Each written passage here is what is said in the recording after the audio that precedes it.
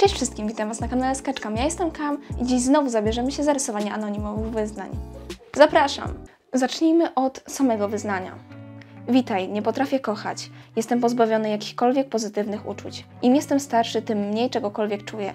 Krzywda osób, zwierząt jest mi totalnie obojętna. Cierpienie członków rodziny, osób z najbliższego otoczenia również. Strata jednego z rodzeństwa również nie wywołała we mnie większych odczuć.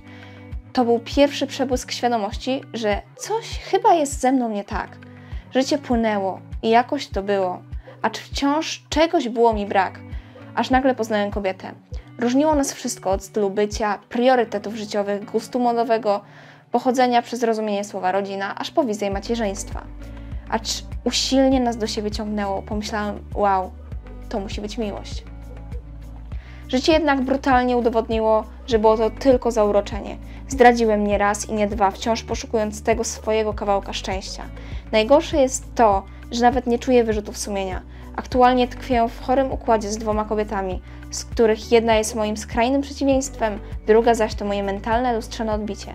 Wręcz ideał, ale nie czuję do niej nic. Nic. Czas mija i jest coraz gorzej. Uczucie wewnętrznej pustki zaczyna przyćmiać jakiekolwiek odczucia oraz zaczyna mieć wpływ na podstawową kolej egzystencji. Kolejni psycholodzy nie są w stanie pomóc. Jestem przeciętnym gościem, przyzwoicie zarabiam, stać mnie na godne życie.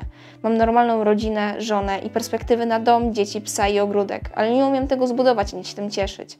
Otchłań beznadziejności każdego dnia zasysa mnie coraz głębiej. Nie wiem, ile jeszcze zdołam utrzymać się na powierzchni. Po pierwsze, dziękuję za Twoje wyznanie. Może zacznę od tego, dlaczego w ogóle stworzyłam tego typu ilustracje. To wyznanie do mnie krzyczało. Przemówiła do mnie niecodzienność tej sytuacji. Ale tu powstał problem. Nie wiedziałam, jak to zobrazować. Między innymi dlatego nie było tak długo filmów z wyznaniami, bo bardzo długo myślałam. Początkowo chciałam namalować olejami mężczyznę za szybą, ale nie mogłam tego zakomponować tak, jak chciałam. Nie znalazłam odpowiedniej palety barw. Porzuciłam ten pomysł. Potem chciałam skupić się na dłoniach, ale ze względu na to, że ten motyw już się pojawiał i ze względu na brak pomysłu na jego wykorzystanie, również go porzuciłam. Potem myślałam, że zrobię coś na tablecie. Znów wiele myślałam, no ale nic. Aż w końcu wpadłam na pomysł umieszczenia mężczyzny pod lodem. No genialne, wow! Ale stwierdziłam, że też złe, no bo lód równa się zimno, czyli jakieś odczuwanie. Potem miała być woda. Taka na tyle ciepła, że równoważy się z temperaturą skóry i się jej nie czuje.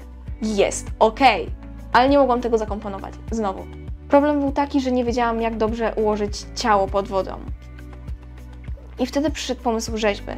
Kamienia nie czującego nic. Piękna rzeźba, jednakże osamotniona w swoim braku odczuwania w wodzie. To mi się spodobało i wtedy złapałam za akwarelę.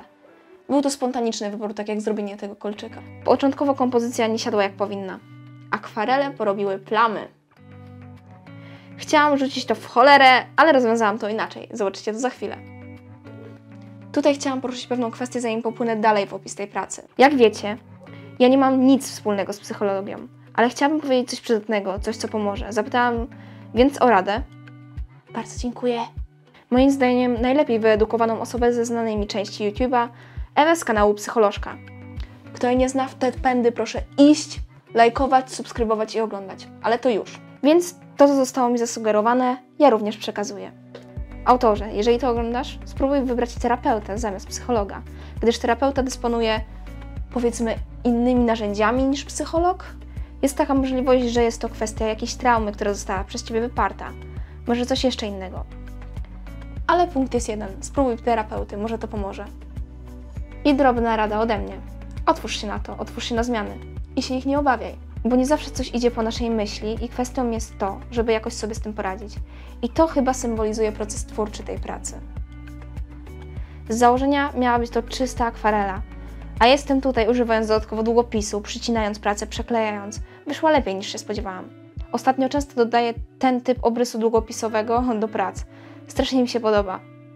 Daje to swego rodzaju wolność i luźność tworzenia. Pozwala na mniejszą dokładność i większą płynność. Dzięki temu nieudane kształty zyskują charakter. A te udane są podkreślone. Na koniec, jak zawsze w tym rodzaju filmów, chciałabym zachęcić Was do pisania swoich wyznań na moim telonim. Link znajduje się w opisie. Chciałabym również podziękować każdej osobie, która zdecydowała się napisać cokolwiek. To znaczy wiele, to znaczy wszystko. Poza tym zapraszam Was również na mojego Instagrama, gdzie będę publikować zdjęcie z tego oto filmiku i na mojego TikToka, gdzie jest wszystko i nic i w ogóle. Także no, dziękuję Wam za uwagę. Mam nadzieję, że się Wam podobało. Piszcie swoje wyznania i czekajcie na kolejne. Bye!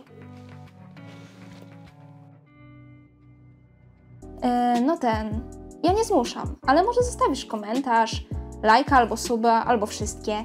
Znaczy wiesz, jak nie, no to luzik, ale będzie mi miło. Zrobiłeś to już? No okej, to bye!